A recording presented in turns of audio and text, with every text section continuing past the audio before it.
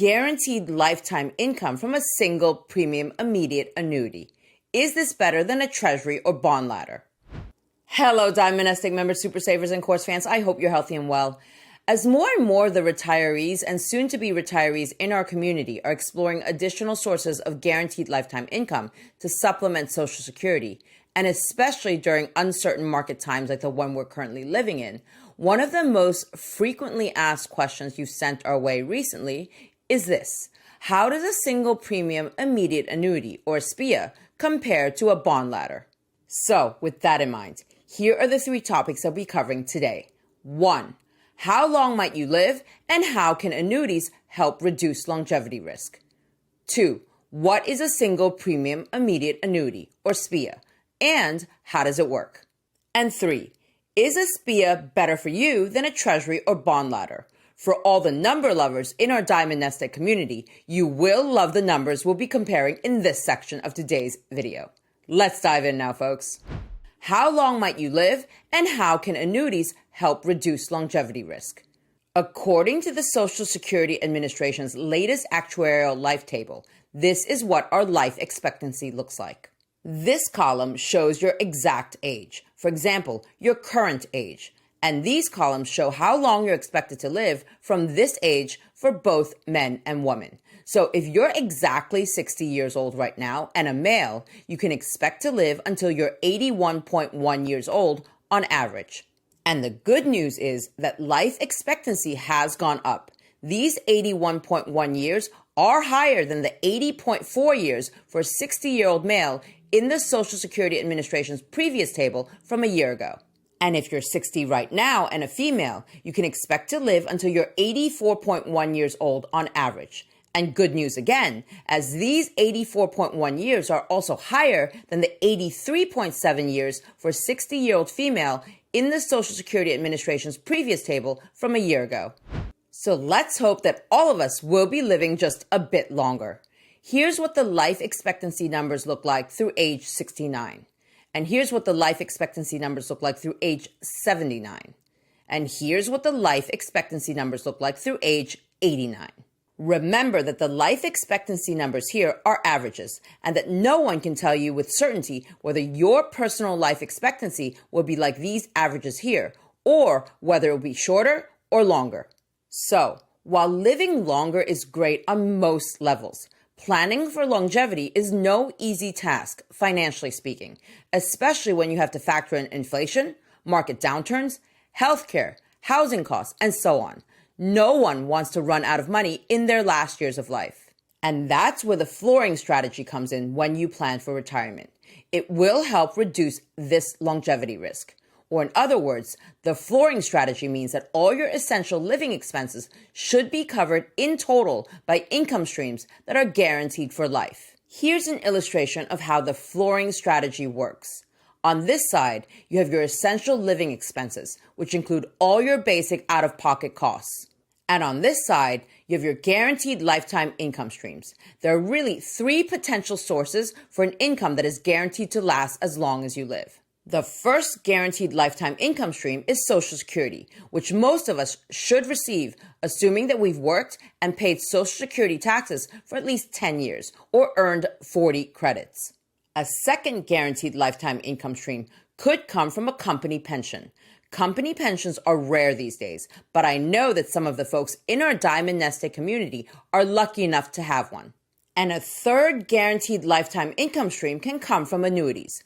Annuities are the only source of a guaranteed lifetime income stream that you can create and design according to your personal needs. This is not something you can really do with Social Security or a corporate pension from your employer. When you add up these three sources of guaranteed lifetime income, the combined monthly checks you will get for life, you create this floor here, this minimum level of regular income that you should receive for the rest of your life, and which should ideally cover all your essential living expenses here, no matter how long you live. Bond masters, folks, please refer back to Module 7, the decumulation phase, Video G, for more details on the flooring strategy. So, annuities. Think of annuities as a way for savers like you and me to create our own private or personal pension, a way to give ourselves another steady guaranteed paycheck every month for the rest of our life, on top of Social Security and our company pension, if we have one, so that we can cover our essential living expenses, or perhaps even so that we can cover the finer extra things in life for as long as we live. Now that you understand annuities and the flooring strategy on a high level, let's move on to the next section of today's discussion. What is a single premium immediate annuity, or SPIA, and how does it work? On the most fundamental level, an annuity is a financial contract between you and an insurance company. There are two basic types of income annuities. The first type are tax-deferred annuities, which typically allow you to accumulate tax-deferred savings while providing you the option to create lifetime income in the future. Tax-deferred annuities have two primary parts: the accumulation phase and the payout phase. During the accumulation phase, you pay into the annuity, and your money grows tax-deferred like a savings plan, allowing your funds to grow more quickly. The payout phase begins when you start receiving annuity payments, which can be set to a certain number of years only or for the rest of your life. In some instances, you may be able to choose a quarterly or annual payment frequency. But monthly payouts are the most common choice. The second type of annuities are immediate annuities, which skip the savings phase, the accumulation phase, and jump directly into the payout phase, so to speak. And they generally offer a monthly payout for life in return for a lump sum investment. So, as I mentioned before, in today's video, we're going to focus primarily on lifelong immediate income annuities, and specifically on a type of income annuity that is often referred to in the industry as a single premium immediate annuity, or SPIA, as this appears to be what many in our Diamond NestEgg community have recently purchased or are currently interested in learning more about. So, here's an illustration of how a single premium immediate annuity, or SPIA, works. On day one, you make a single upfront payment to the insurance company. This single upfront payment is typically a large amount of money, and the only payment that you will ever make to the insurance company, and is also why this type of annuity is referred to as single premium. You pay only once to buy the annuity, so to speak. And the immediate part here refers to the fact that immediately or very shortly after your payment, the insurance company begins to pay you a guaranteed monthly income for the rest of your life. There is a relatively short wait time before the checks start coming. As I touched upon before, in some instances, you may be able to choose a quarterly or annual payout, but monthly payouts are the most common choice. As Marcus and I like to say, annuities come in many different flavors and can be customized in a number of ways to your personal situation. So, if you're interested in what your personal rates and payouts might look like at the time you're watching this video, email us at jennifer@diamondnestegg.com so that we can connect you with our trusted annuity specialists who can help pull together the latest numbers for your individual circumstances, goals, and expectations. And please remember again that today we're talking about annuities that provide a lifetime income stream only. So, let's say that you're 67 and have $100,000 that you want to convert into a lifetime monthly income stream. One option is for you to buy a SPIA, and on day one, you make a single upfront payment to the insurance company of $100,000. And let's say that immediately or very shortly after a payment, say at the end of the month, the insurance company starts paying you a guaranteed monthly income of $600 for the rest of your life. Please note that the $600 per month is based on sample calculations for illustration purposes at the time of this taping and may change over time. Now, you may be wondering, is this single premium immediate annuity better for me? Or should I use my $100,000 to build a treasury or bond ladder? And the answer is, it depends. So let's walk through what it depends on in the next section of this video. Is a SPIA better for you than a treasury or bond ladder? For a SPIA versus bond ladder comparison, we've made three key assumptions. First, you're 67 years old and you have $100,000 to invest, either into a single premium immediate annuity or into a bond ladder. Second, the SPIA would pay you $600 monthly, or $7,200 annually for the rest of your life, no matter how long you live. Third, Like the SPIA, the bond ladder would also pay you $600 monthly or $7,200 annually, with the payment comprising both interest earned at an average interest rate of 4.25% across all maturities and principal repayment whenever each rung of the bond ladder matures. Both the monthly SPIA payments and the average interest on the bond ladder of 4.25% are plausible assumptions at the time of this taping, but they may change over time. As I mentioned earlier, all the numbers that we're presenting today are for illustration purposes only. Your personal annuity rate and payout are not fixed until you sign your annuity contract. Please also note that we did not factor in taxes or inflation in our comparison. These are all nominal amounts before tax for both the SPIA and the bond ladder. Having said that, the return of principal will generally be tax-free for both the SPIA and the maturing bonds in the ladder. Do consult with your tax advisor if you want to dig deeper into the tax aspects of anything discussed in today's video. So, back to our comparison. Before you build your bond ladder at the beginning of year one, you would already need to set aside $7,200 from your initial $100,000 to cover your year one expenses. Because for the sake of simplicity, plus the fact that it doesn't really change the big picture that much anyway, we have assumed that the interest payments and principal repayment from the first rung of your bond ladder will only become available at the end of year one to cover your year two expenses, meaning you're not immediately spending the first interest payment that comes in after 6 months. So, that's this $7,200 here set aside for your year one expenses, leaving you with only $92,800 to invest in your bond ladder. And to cover your ongoing $7,200 of expenses in year two and beyond with your bond ladder, the same amount that you would have received annually had you purchased the SPIA here, here's an example of the bonds you would need to buy for your ladder. This column shows all the bonds that you would need to buy at the beginning of year one, 20 different bonds. And this column shows you which year's worth of expenses would be covered when this bond here matures. So, this bond here would mature at the end of year one and would cover expenses in year two. This bond here would mature at the end of year two and would cover expenses in year three, and so on, until we get to this bond here, which would mature at the end of year 20 and would cover expenses in year 21, at least partially. This column shows the principal value of each bond that you would need to buy. This column shows the interest payment on the remaining bond ladder that you would receive. And this column shows your total annual payment, which in all years except the last one, which we'll talk about shortly, equals $7,200. Again, what we're trying to do here with the bond ladder is to recreate this payment of $7,200 annually that you would have received had you purchased the SPIA here. So, in year one, you would receive $3,256 in principal repayment when this bond matures, and $3,944 in interest payments from your entire bond ladder. That's this interest rate of 4.25% multiplied by $92,800, the principal value of all these bonds here added together. And in year two, you would receive $3,394 in principal repayment when this bond matures, and $3,806 in interest payments from your remaining bond ladder. That's this interest rate of 4.25% multiplied by the principal value of all these remaining bonds here added together. But the interest payment is lower than before, because remember, this one-year bond is now gone, and the proceeds spent.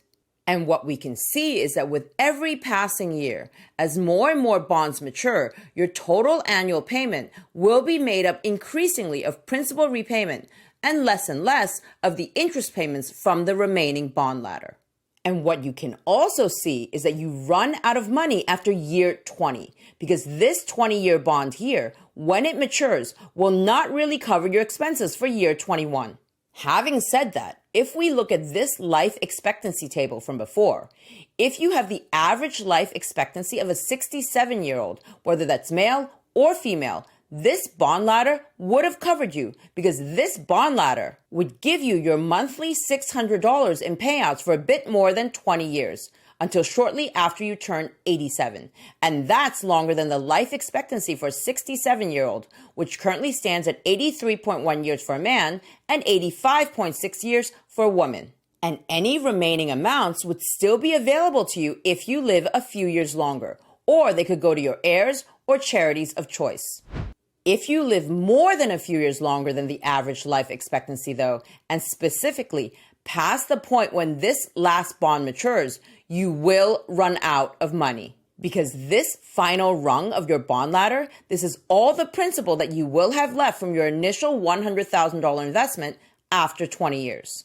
And this principal amount and the interest earned on it, this last annual payment here, it's significantly lower than in all these other years prior and won't fully cover your essential expenses for a full 12 months.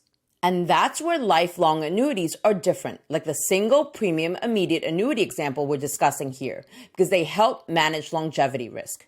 Yes, some folks think of annuities as investment products, and certain types of annuities are more like investment products than others, like fixed indexed annuities, for example. As a reminder, fixed indexed annuities, or SPIAs, are annuities whose returns are generally linked to a market index, like the S&P 500, up to a certain cap and or participation rate, while protecting against market losses, meaning that your principal and any amount that has been credited to your SPIA account will be 100% downside protected. If you want to learn more about SPIAs, I've linked this video in our annuity playlist below for your convenience. SPIAs serve a different purpose than SPIAs, though, in my mind. I tend to think of SPIAs first and foremost as the insurance products for longevity that they fundamentally are. They insure us against the risk of living too long and running out of money. This SPIA will send you your monthly check for as long as you live, even if you live to 97 or 107. And on top, it's much less complicated than building a 20-rung bond ladder like this one on your own. Now, it's not always an easy decision to choose between an annuity and a bond ladder. And as you know, I'm generally a big fan of bond ladders and buying individual bonds and holding them to maturity. But as I always say, everyone's financial journey is different. And here's how I personally think about the SPIA versus bond ladder decision. Consider a SPIA if, in order to sleep well at night, you want the guarantee that your annuity check will come every month for as long as you live. In this case, an annuity provides a simple, easy way to manage longevity risk and make sure you won't run out of money. For example, you could use an annuity to add an additional source of guaranteed lifetime income that helps you to plug the gap between your essential living expenses and your other guaranteed lifelong income from Social Security and a company pension, if any. And if you build such a floor, you could then even be a bit less conservative with the rest of your portfolio.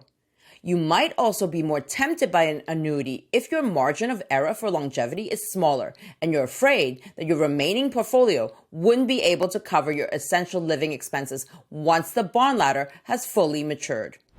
And consider a bond ladder if you're not overly concerned about longevity risk, running out of money, or building a guaranteed lifetime income stream to cover your essential living expenses. For example, because you have a portfolio that should comfortably cover your expenses even after the bond ladder has run its course. And as usual, the decision for a bond ladder will be easier the more you have the knowledge, time, money, and comfort level to build a bond ladder that suits you. That said, you may not necessarily have to make an either-or decision. You can have both annuities and bonds in your fixed income portfolio, like some in our Diamond NestEgg community do. As I always say, it doesn't have to be an all-or-nothing situation. So, if you're interested in learning more about SPIAs or any other type of annuity to see what might be best for you, then drop us a note at jennifer@diamondnestegg.com. We've barely scratched the surface today. If, on the other hand, you're more interested in building out a bond ladder, then visit our website at www.diamondnestegg.com and click on this Bond Beginners and Bond Masters course bundle button here to learn more. And in case you want to model out your own SPIA versus bond ladder comparison like the one we showed you here, keep these points in mind. First, the minimum purchase requirement for bonds with the leading brokers is typically $1,000, $5,000, or in some cases, even higher. So these principal values we've shown you here would need to be rounded up or down as appropriate. If you buy from Treasury Direct, the minimum and incremental purchase quantity for T-bills, notes, and bonds is only $100, but not all of these maturities are available for purchase at auction via Treasury Direct. 2. We have assumed an average interest rate of 4.25% across all maturities and annual payments for the sake of simplicity. You can also assign individual interest rates to each rung of your bond ladder and model your payments out monthly, depending on how detailed and/or complex your model is. 3. As we discussed earlier, this sample analysis does not factor in taxes or inflation. Taxation on annuity payments and interest payments is based on a number of factors, including which account you're purchasing them in, the types of bonds you're buying, and on the most basic level in which tax bracket you are and where you live. Also, do note that this is not the only way to build a bond ladder that mirrors this SPIA's annual payment of $7,200, but it is the way we find exposes you to the least amount of reinvestment risk and market risk. So, what do you think? Are annuities for you? Why or why not? And do you have more questions? Drop a comment below and let me, Marcus, and the community know. All right, members, super savers, and course fans, I hope you enjoyed this video and learned something new. And see you again very soon with more brand new wealth building content for your financial journey.